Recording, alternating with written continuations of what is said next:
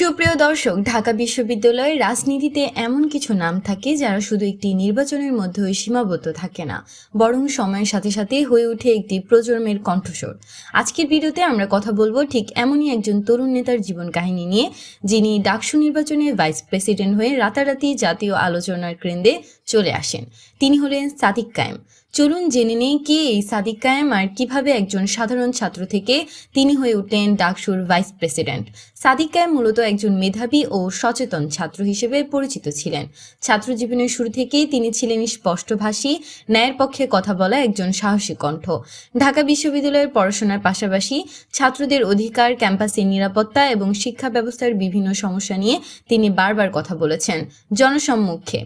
ধীরে ধীরে সাদিক কায়েম জড়িয়ে পড়েন ছাত্র রাজনীতির সঙ্গে, কিন্তু অন্যদের মতো শুধু পদ বা ক্ষমতার জন্য নয়, বরং ছাত্রদের অধিকার এবং একটি উন্নত ক্যাম্পাস গড়ার স্বপ্ন থেকেই তার এই রাজনীতিতে আগমন। এই স্থানটি তাকে অনেকের থেকে আলাদা করে তোলে।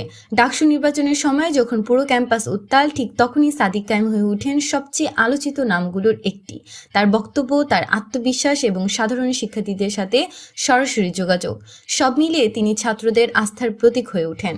আর ফলাফল, ডাকসু ভাইস প্রেসিডেন্ট পদে জয়।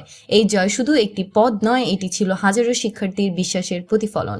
ভাইস প্রেসিডেন্ট নির্বাচিত হওয়ার পর সাদিক কায়েম বারবার বলেছেন, এই জয় কোনো ব্যক্তির নয়, এই জয় ঢাকা বিশ্ববিদ্যালয়ের সাধারণ ছাত্রদের। ভাইস প্রেসিডেন্ট হিসেবে দায়িত্ব নেওয়ার পর তিনি ক্যাম্পাসে ইতিবাচক পরিবর্তনের জন্য কথা বলেন, ছাত্র কল্যাণ, শিক্ষার মান উন্নয়ন এবং মতভেদ ভুলে একসাথে কাজ করার আহ্বান জানান। তার এই বক্তব্যে প্রমাণ করে তিনি শুধু একজন নেতা নন, তিনি একজন স্বপ্নভিত্তিক দূরদর্শী ছাত্র নেতা। সর্বশেষে বলা যায়, সাদিক কায়েমের জীবন কাহিনী প্রমাণ করে সাহস, আত্মবিশ্বাস আর ছাত্রদের পাশে দাঁড়ানোর মানসিকতা থাকলে একজন সাধারণ ছাত্র ইতিহাস গড়তে পারে। এই বিপি পদ তার জন্য কতটা চ্যালেঞ্জ হবে আর ভবিষ্যতে তিনি কোন পদে এগোবেন সেটা সময় বলে দিবে। আপনাদের কাছে সাদিক কায়েমকে ভিপি হিসেবে কেমন লাগে তা অবশ্যই কমেন্ট করে জানাতে ভুলবেন না।